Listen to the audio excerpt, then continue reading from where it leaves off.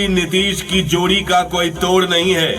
ये विकास पुरुषों की जोड़ी है, इसका कोई जोड़ नहीं है। जिताइए इन्हीं को बिहार से, क्योंकि इनसे कोई बेजोड़ नहीं है।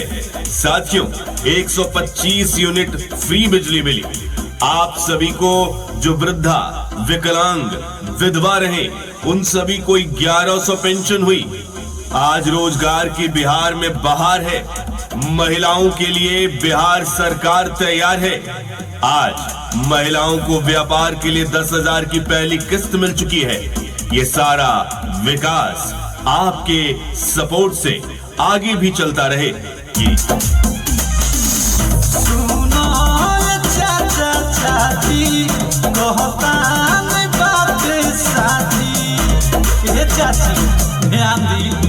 सुनो चाचा चाची कहतान बात साथी, विजयी के माला इनके गला पहिराई अबकी। भैया सुभाष जी के विधायक सब बनाई, कमर छापे बजा के रउआ बटन दबाई। बिजली रोजगार से जगमग है बिहार, बिजली रोजगार से जगमग है बिहार। ये विकास का है एक ऐसा उदाहरण शानदार।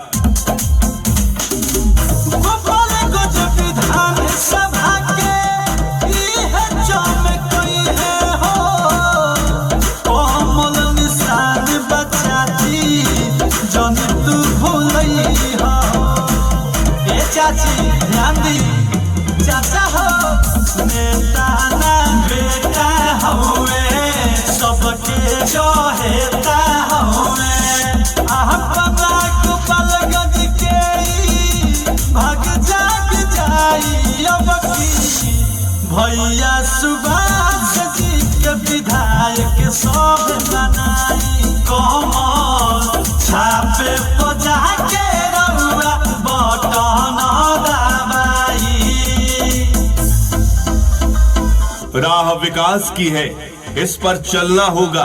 राह विकास की है, इस पर चलना होगा। हमें एनडीए को चुन के बिहार का विकास निर्बाध करना होगा।